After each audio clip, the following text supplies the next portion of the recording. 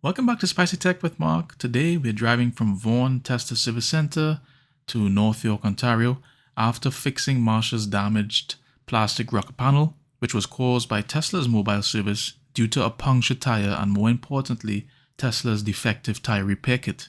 Remember to let Tesla handle these issues. Inspect your car after service to avoid any unnecessary costs.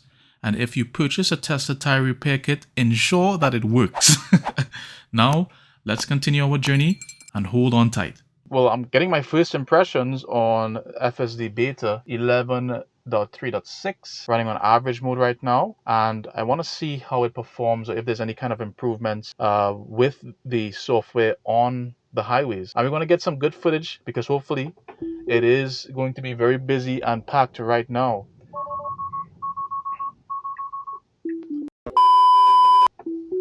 It's going to enable it now, and we have a pedestrian. Marsha is seeing the pedestrian making a move here, and he's kind of in an awkward position, but she makes the move and she does it really confidently. Wow, okay.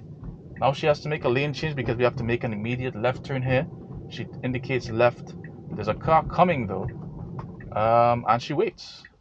Okay, so that's good.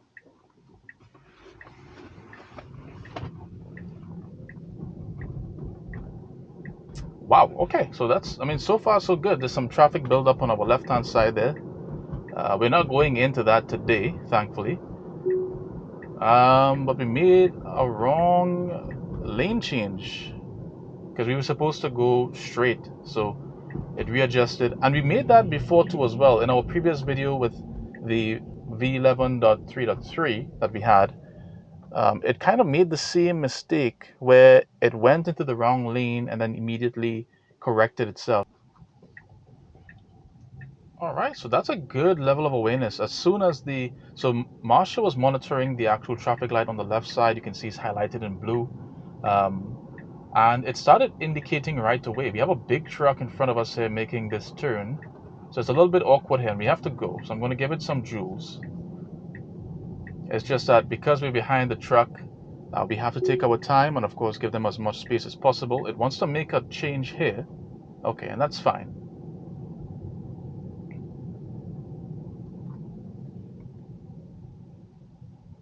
And that was very impressive. The truck was actually blocking one of the traffic lights, but Marsha was picking up both of them at the same time, so that was great. And then also realizing that we have to stop because the light was changing, so that was good behavior, good function there. But we are coming off, so we'll be going south on 400.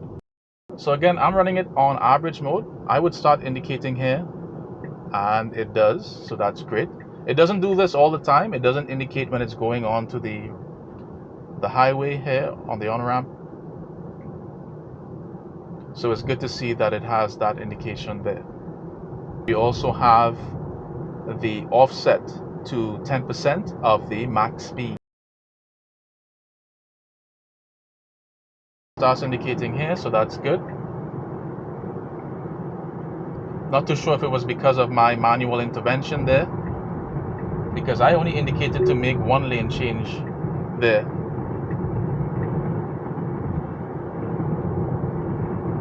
But it's good. It's good that it accelerated, it indicated, and made the lane change. So that was very good. At these speeds, you do hear a lot of road noise, I must admit.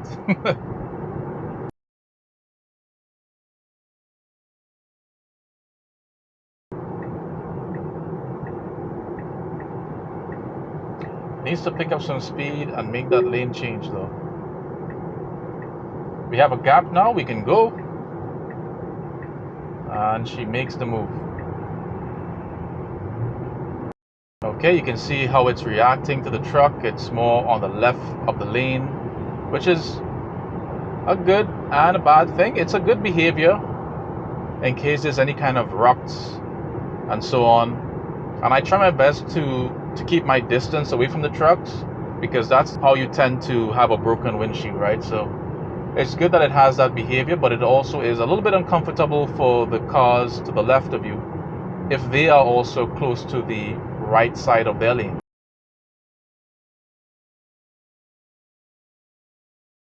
Okay, so we had a little bit of awkwardness the last time when we were in this lane. especially when we were making these high curvature roads. For example, it used to be biased to the left side, and there's a car right next to me, and of course, if that's the case, if a car is close to the right side of their lane, it's also very uncomfortable. We can still see that that behavior is more or less the same. It's hugging the left side of the lane. We need to slow down a little bit here. Slows down a little bit too aggressively, but there's a car right behind me.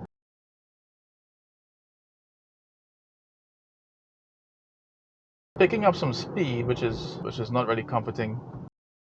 I could just feel my stress level went up there because it was accelerating while the cars in front of us were decelerating. So we need to get out of this lane too as well. So I'm going to have to manually indicate. It wants to overtake here, which wasn't good because the car was right next to us. It should have yielded for that car in front of us.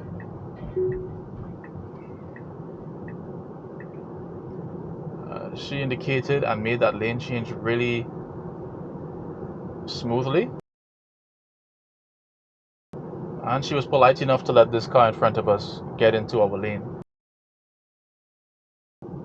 So this is the awkwardness I'm talking about. We're making a slight curvature in the road, but it's also biasing itself on the left side, which is kind of awkward for cars that are to our left. We're kind of confusing the car to the left too as well, because we're indicating, and they were slowing down to let us in, but then yeah, it's a little bit not ideal how it's operating right now. There's a lot going on. I mean, I could admit that. She wants to get into the left lane. She's trying to clear a path, looking for a gap. But the reaction has to be quicker, especially in such conditions, right? Perhaps the average setting is too timid. You can let me know. Or perhaps similar behavior has been already documented for average. It just doesn't make the lane change as quickly as it should. It's trying to get into the lane here now, but it's pressing brakes and kind of confusing the car behind, almost as if we're trying to brake check them, right? So I'm giving it some joules here. So now it's biasing itself on the left. It identifies that as a truck.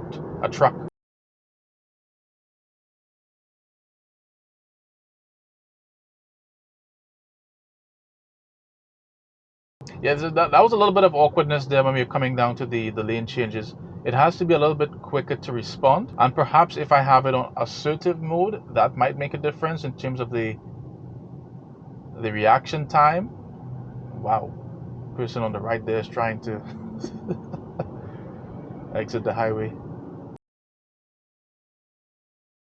But it's not jerky. It doesn't feel like an on and off switch when it comes to the braking now that you would normally get with Navigate on Autopilot or Autopilot in general. And I feel more relaxed now because, well, first of all, there's not as much lane changes that we experienced from before. It might look for a gap now. But this would be really good for when summer is in full effect, because you're going to have a lot of bumper-to-bumper traffic. You don't want to be constantly feathering the pedal. And with Navigate on Autopilot, it just really felt unusable in dense traffic like this. It just felt a little bit too unnatural and robotic. It was uncomfortable. So I feel that with the advancements with this V11, it really enhances the experience, really adds quality to the experience on highways and in dense traffic, more importantly.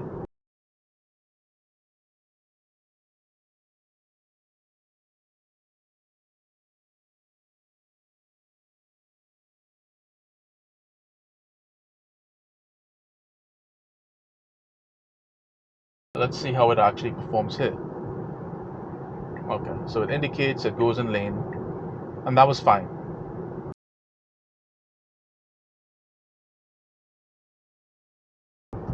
high curvature road here, so it's taking its time creeping up. Needs to go up some more though. There's a car directly behind me.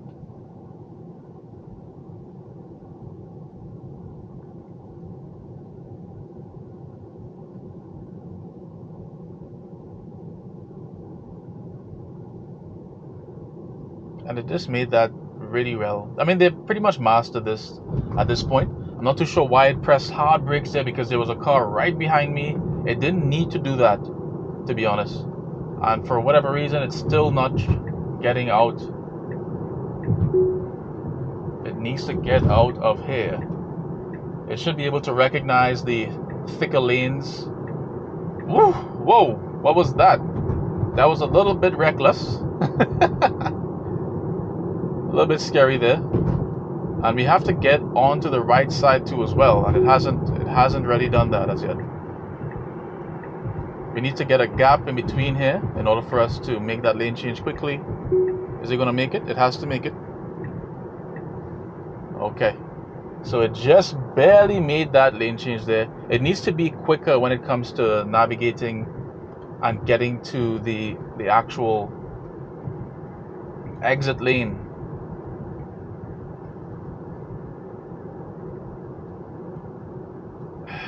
And then I'm gonna have to disengage here because it was kind of staying in the middle of the lane. So that wasn't great. The car behind us was getting a little bit frustrated, but at least for here, it stays in the lane, because before it would go on the line, and that could have been dangerous for cars that were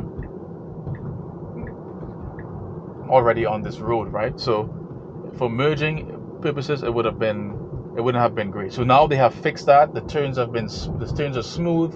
It's just the navigation making the actual changes and getting out, anticipating those lane changes and getting to the exit faster. I think it needs to improve, but I think overall they are on the right track, and as we continuously train it, we'll be better off that way. Well, thank you again for tuning in. Don't forget to like, subscribe, click the notification bell, and let us know how we can improve. And I'll see you in the next one. Thank you. Bye.